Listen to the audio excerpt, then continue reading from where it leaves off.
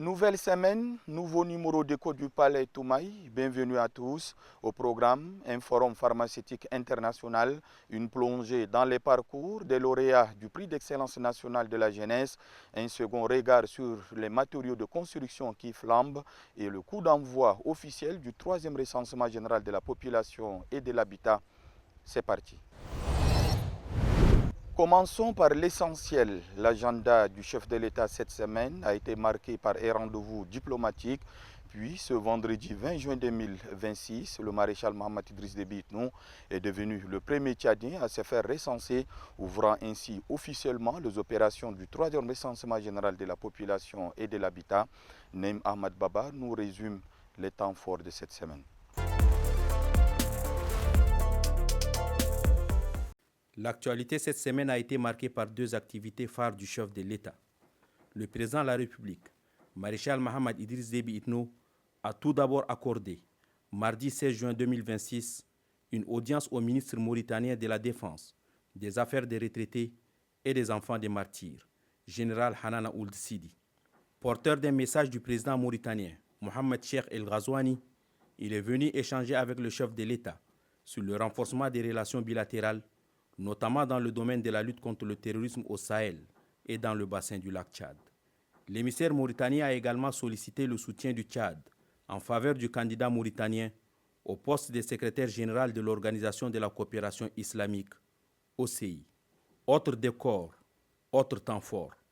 Samedi 20 juin 2026, le président de la République, chef de l'État, maréchal Mohamed Idriss Déby Itno, s'est fait recenser à sa résidence privée du palais Toumaï, dans le cadre du troisième recensement général de la population et de l'habitat, RGPH3. L'opération a été conduite par une équipe dirigée par le directeur général de l'Institut national de la statistique, des études économiques et démographiques INSED, également directeur national du RGPH3, M. Tom Chérif Bilio. Après une brève séquence protocolaire, au cours de laquelle les objectifs du recensement, fournir des données fiables sur la population tchadienne, ses conditions de vie et ses besoins ont été présentés au chef de l'État, les responsables de l'opération se sont retirés, laissant le chef des ménages numéro 001 seul avec l'agent recenseur pour l'administration du questionnaire. À l'issue de cette opération, le chef de l'État a invité ses compatriotes, ainsi que tous les étrangers vivant sur le territoire national, à se faire recenser afin de contribuer à la réussite de cette importante opération nationale. De l'action présidentielle à la santé des populations, N'Djamena a accueilli la 25e édition du Forum pharmaceutique international, un rendez-vous majeur pour le secteur mais aussi pour notre souveraineté sanitaire. Pour en parler, nous recevons le docteur Haroun Badawi Mohamed, président de l'Ordre national des pharmaciens du Tchad.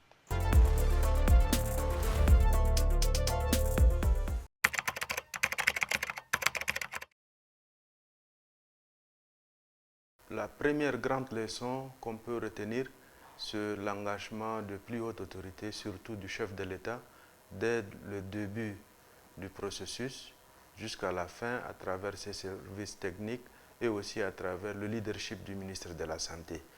La deuxième leçon qu'on peut retenir, c'est l'engagement des pharmaciens, l'engagement des grossistes répartiteurs du privé, de toutes les structures pharmaceutiques du privé et du public, de traduire de manière tangible la vision du président de la République. Le troisième aspect à retenir, c'est que durant ces forums, nous sommes vraiment accordés que la fabrication locale est un impératif stratégique pour réduire drastiquement la dépendance de notre pays vis-à-vis de l'importation et aussi d'améliorer l'accessibilité à des médicaments de qualité.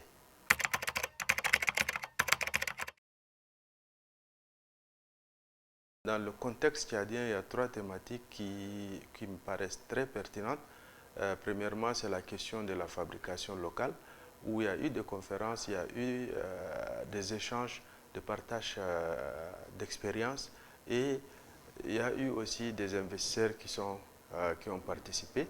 La deuxième thématique, c'est lié à la pharmacie hospitalière Et puis la troisième, que je peux jumeler, la formation locale et la formation continue et de base, et aussi la phytothérapie.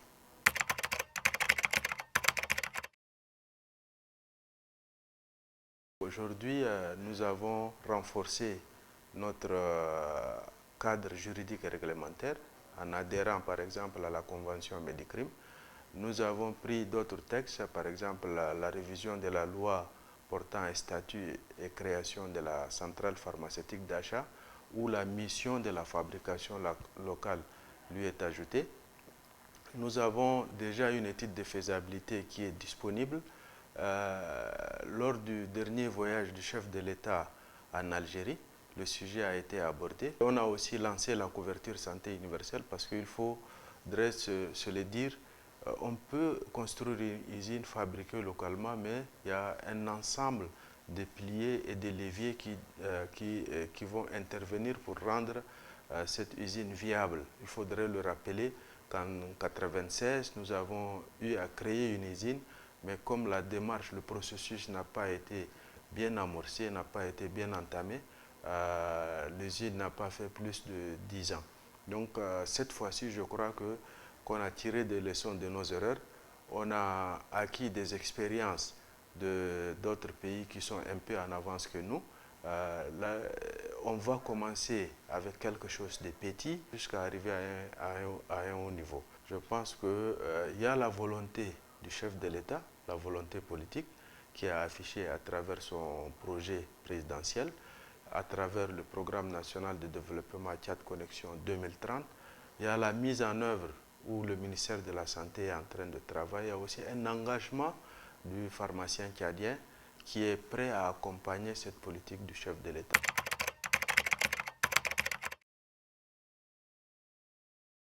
Nous avons osé, nous avons tenu, nous avons valorisé notre pays, nous avons montré aux autres que notre pays est un pays viable.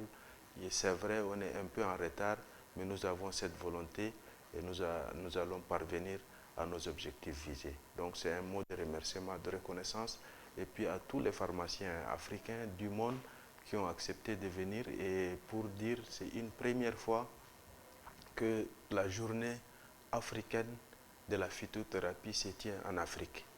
Et la fédération est née ici au Tchad, le siège est ici au Tchad, et ça ouvre beaucoup de portes pour le Tchad. Donc nous sommes très optimistes, nous avons de l'espoir et nous avons de la volonté.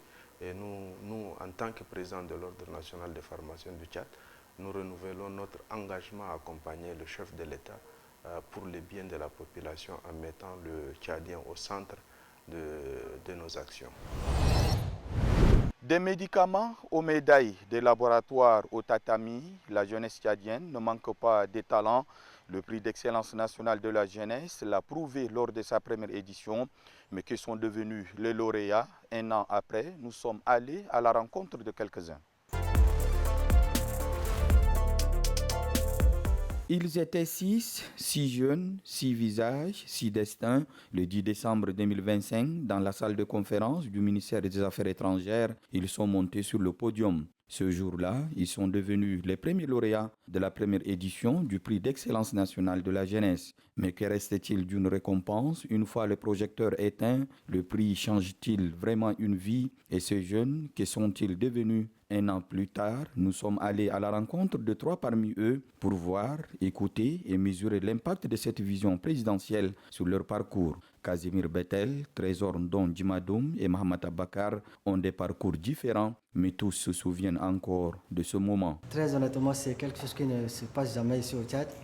J'étais dans un centre en Allemagne et on m'avait envoyé un lien. C'était de la part aux représentants du comité olympique qui m'ont demandé de postuler. Tout comme les autres, je ne croyais pas que ça va être quelque chose qui va se réaliser. J'ai pris du temps, j'ai réfléchi et c'était à la dernière minute que j'ai postulé, mais sans attendre quelque chose en retour parce que de tels prix, ça ne se donne pas ici au Tchad et je ne croyais pas. Je suis né dans l'art et ceux à qui ils m'ont laissé ces traces, ils sont partis. Précisément mon papa, il devrait être à mon côté, mais dès le bas âge, il est parti. J'ai aussi suivi ses traces. Au temps où j'ai reçu ce prix déjà, j'ai pleuré. Et ouais, c'était devant le monde où je ne pouvais pas faire un pas même. Mais je me suis donné pour faire un pas et puis avancer, quoi. On a aussi gagné beaucoup de prix à l'international. Mais gagner le prix d'excellence nationale de la jeunesse, pour nous, pour moi, pour mes amis, mon équipe, les membres de ma famille, c'est un grand honneur parce que ça prouve qu'au Tchad, la méritocratie existe et que les jeunes qui excellent sont récompensés. Et avoir une telle reconnaissance au niveau national, ça donne beaucoup, comme on dit, beaucoup de boost. Pour aller à la rencontre de Trésor Ndondimadoum, direction Bakara, précisément au village artistique au nom de l'art, c'est là qu'il a installé son atelier. Ici, le pneu et le fer se transforment en œuvre. Ici, la matière morte retrouve une âme. Avant tout, le média, l'image est partie au fond village, c'est sorti maintenant au Tchad, dans le monde. Mon image ne devrait pas aller jusqu'à... avec ce prix, aujourd'hui, si vous voyez maintenant l'atelier-ci, il y a les matériels où j'avais encore renforcé. Il y en a dans le magasin. J'ai acheté aussi d'autres matériels pour faire des œuvres encore. Et encore, j'ai acheté un terrain où je suis en train de préparer pour créer mon atelier ou soit mon espace. Avec ce prix encore, j'avais un moyen de transport aujourd'hui. Avant, je marchais à pied, mais aujourd'hui, là, c'est avec la moto où je me déplace et puis je reviens, tout et tout. Donc, avec ce prix, ça m'a changé, ça a changé ma vie carrément. Ma famille, je suis déjà à l'aise. Dans un autre quartier de la capitale, Mohamed Abbakar et son équipe continuent de perfectionner leur machine, une borne de téléconsultation médicale connectée. Elle s'appelle Télémédan. Grâce à elle, des patients isolés peuvent consulter un médecin à distance. Gagner le prix d'excellence nationale de la jeunesse, je pense que c'est le summum de notre accomplissement. Parce qu'avec Télémédan, on l'a commencé depuis 2021. On a eu à travailler avec le ministère de la Santé publique du Tchad, à travers le programme national de santé numérique. On a eu à travailler avec des partenaires étrangers, d'autres pays. Et donc ça nous pousse d'aller de l'avant et nous sommes juste très contents. Nous remercions vraiment le maréchal Mahamat Idriss Déby Itno, son excellence chef de l'État, pour cette distinction qui est unique en son genre en Afrique. Parce que vous pouvez, si vous remarquez en Afrique centrale surtout, le Tchad est le seul pays qui met en avant ce genre de prix. Ça nous a donné une très très grande visibilité. Aujourd'hui, au niveau national, Télémédan est quand même bien plus reconnu. Et au niveau aussi financier, ça change. Ce qui nous a permis beaucoup de nous restructurer en interne et d'ajouter des nouvelles fonctionnalités dans notre solution qui est déjà existante. Lycée Félix Eboué, un tatami, le bruit des pieds qui frappent, des corps qui s'envolent. C'est ici que s'entraîne souvent Casimir Bettel, celui qui hisse le nom du Tchad sur la scène internationale. Depuis que j'ai reçu ce prix, j'ai encore plus de motivation pour représenter le Tchad à l'extérieur parce que je sais que c'est des prix qui vont se passer toutes les années. Mais la première édition m'a permis de me concentrer également sur mes objectifs qui sont les préparations des Jeux Olympiques parce que là j'évolue sans la bourse et ce prix m'a permis vraiment de payer mon loyer quand je suis en France, de payer les frais de mes entraînements, de payer quelques compétitions que j'ai eu à effectuer. Et ça m'a vraiment soulagé dans mes dépenses. Je me suis dit, voilà, c'est un pays qui me soutient maintenant, c'est un pays qui soutient les talents. Et là, je suis tranquille, je n'ai pas de pression. Un sculpteur qui rayonne, un chercheur qui innove, un sportif qui continue de faire hisser le drapeau tchadien sur la scène internationale. 3 parcours, un point commun, le prix d'excellence nationale jeunesse a changé leur vie. Mais au-delà des témoignages individuels, c'est une vision qui s'impose, celle du maréchal Mahamat Idriss Déby Itno, qui a compris que la jeunesse n'est pas un problème à gérer, mais une force à libérer. Le PNJ est la traduction concrète de cette conviction. Les 3 lauréats que nous avons rencontrés portent désormais ce prix comme un étendard. Ils sont devenus des modèles et des références et leur succès suscite un intérêt grandissant chez les jeunes. La 2e édition, avec ses nouvelles catégories et son maillage territorial renforcé, promet d'offrir une chance à encore plus de talents. Le génie tchadien existe, il ne demande qu'à être détecté, récompensé et accompagné. La première édition l'a prouvé, la 2e s'annonce encore plus promoteuse. Le prix d'excellence nationale de la jeunesse a changé de vie dans la rubrique Élan, les regards des jeunes sur cette 2e édition. C'est un prix lancé par le maréchal du Tchad, le président de la République. Donc c'est quelque chose qui encourage la jeunesse tchadienne d'une manière générale, qui fait naître le talent de la jeunesse tchadienne. Je suis sous-informé et là je pense que c'est une bonne idée pour la jeunesse. C'est quelque chose qui contribue également à la jeunesse, donc je pense que ça va quand même dans l'ensemble. Mais pour le moment, je ne suis pas informé. J'ai bien entendu parler du prix d'excellence de la jeunesse sur l'initiative du maréchal, le chef de l'État, Mohamed Idriss Déby Itno. Mais j'aimerais à ce qu'on touche tous les domaines sans exception. Et là déjà, chacun sera impliqué. Et surtout, ne pas exclure aussi les genres. Et souvent, ce sont ceux qui sont ici, dans les grandes villes, en N'Djamena par exemple, qui sont prioritaires. Donc, il faut essayer vraiment de sensibiliser ceux qui sont très loin et qui ont du talent et qui sont un peu oubliés parce qu'ils ne savent pas les mécanismes. Il faut leur expliquer, il faut qu'on les sensibilise afin que ceux-là aussi puissent être impliqués dans ces prix. Je n'en ai pas entendu parler. Mais comme vous venez de me poser la question, c'est maintenant que je suis au courant qu'il y a un tel prix. Sinon, avant, je n'en ai pas entendu parler. La chose la plus importante, c'est que pour moi, c'est comme si c'était une compétition que le président de la République a lancée comme un défi pour la jeunesse tchadienne, pour les jeunes tchadiens dans différentes activités. Et à partir de là, on s'est rendu compte qu'on a des super intelligents, des génies, et c'est comme ça qu'on peut accompagner ces jeunes à avoir un avenir plus meilleur que peut-être le nôtre. D'où il faut encore leur donner plus de chance, d'où s'il y a la possibilité multiplier les nombres de ceux qui doivent bénéficier de cette offre présidentielle et encourager aussi certains départements ministériels, si possible, à créer ce genre d'activité. L'idée du président est géniale, profitons-en, prenons, décapitons un peu et décentralisons pour qu'il y ait plus de gagnants et qu'il y ait plus d'ouverture pour les jeunes Tchadiens. Après l'excellence en milieu jeune, parlons maintenant de la réalité du terrain. Construire, c'est le rêve des milliers de Tchadiens, mais quand les prix des matériaux ne cessent de flamber, les chantiers s'arrêtent. Pourquoi cette hausse? Qui en profite? Angal Toglok a enquêté pour nous dans ce second volet. Pourquoi le coût des matériaux de construction ne cesse-t-il d'augmenter au Tchad? Après le constat de terrain, place désormais aux explications. Si les ménages constatent la flambée des prix dans les quincailleries, le gouvernement le reconnaît également. Pour le ministre du Commerce et de l'Industrie, Dr Guibolo Fanga Mathieu, cette hausse résulte de plusieurs facteurs, parmi lesquels les tensions sur les marchés internationaux et les perturbations des chaînes d'approvisionnement.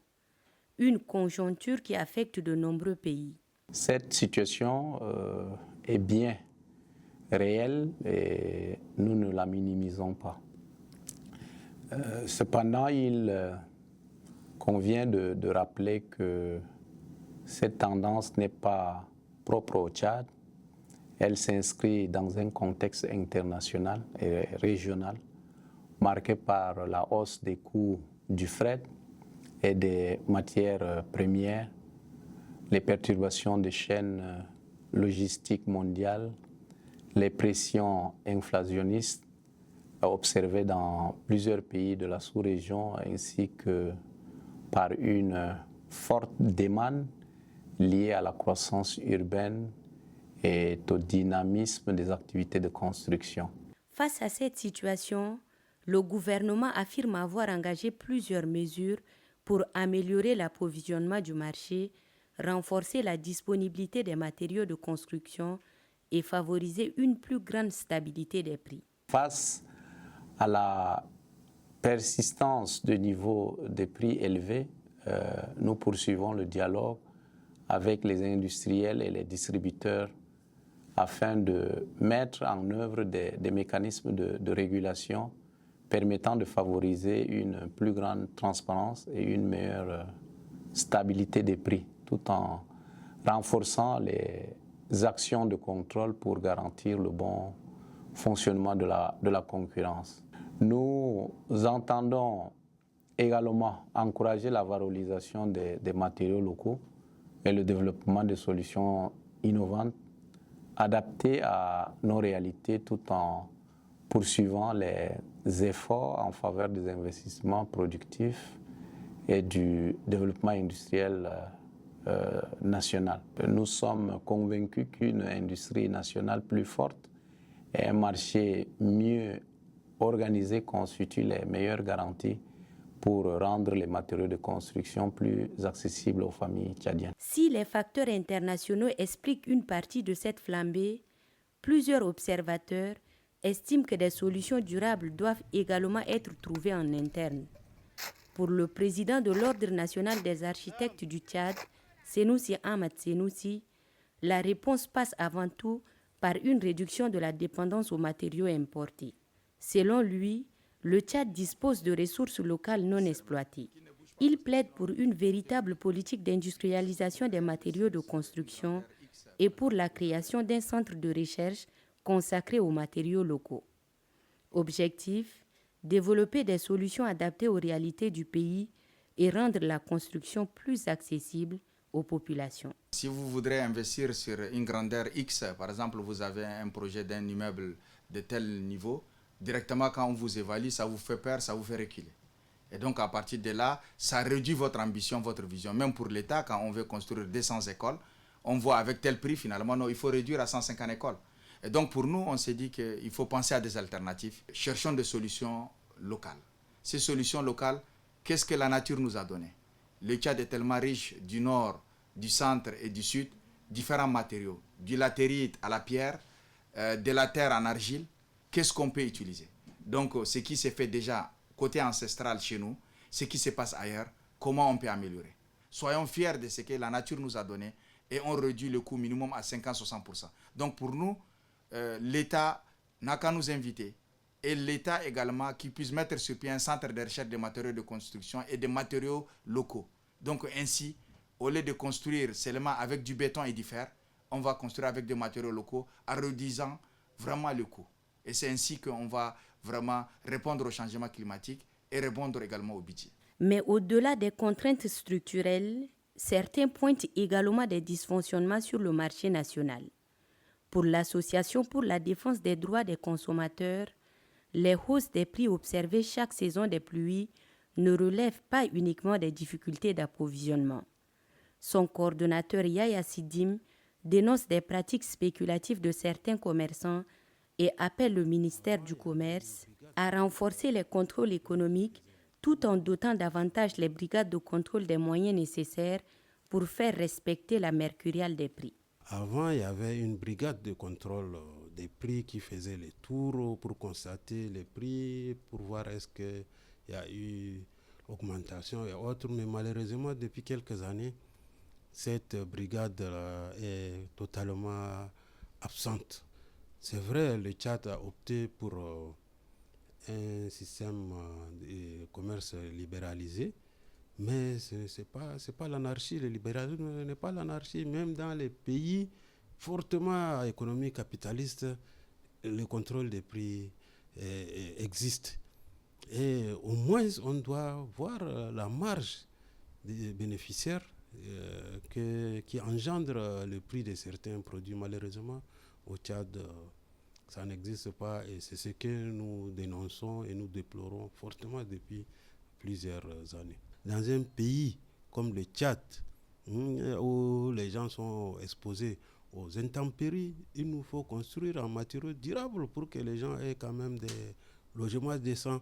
Le coordonnateur de l'Association pour la défense des droits des consommateurs invite également les consommateurs à ne pas céder à la spéculation. Quand les gens sont acculés avec la saison des pluies, les gens sont obligés de colmater, de finir leur chantier, tout ça. C'est en ce moment qu'ils profitent pour augmenter les prix, parce qu'ils savent que les gens sont dans les besoins. Et ça, c'est vraiment une pratique que nous condamnons fortement et nous demandons à ce que ça cesse. Et les consommateurs aussi, nous leur demandons d'être rationnels, parce que c'est en fonction de leur comportement que quelquefois les commerçants jouent à ce jeu de spéculation. Parfois ils font la rétention des stocks comme ces produits, il y a une rupture de ces produits, ainsi de suite, et puis les gens sont obligés d'aller acheter à n'importe quel prix. Entre les tensions sur les marchés internationaux, les défis logistiques, la nécessité d'une industrialisation locale et le renforcement des contrôles économiques, les réponses existent. En attendant, pour les milliers de familles tchadiennes qui rêvent de bâtir leur maison, chaque baisse de prix espérée représente bien plus qu'un soulagement financier. Elle nourrit l'espoir de voir un chantier reprendre, un projet aboutir et le rêve d'un toit devenir enfin réalité. Cette semaine, l'actualité a traversé les secteurs de la santé, de la jeunesse et du logement. Les forums se tiennent, les talents émergent, les prix grimpent, mais l'espoir, lui, ne flambe pas. Et un chef d'État qui s'est fait recenser en premier, ouvrant la voie à une meilleure prise en compte de nos données démographiques. Écho du Palais Toumaï s'achève ainsi. Merci d'avoir été de nos côtés. À la semaine prochaine.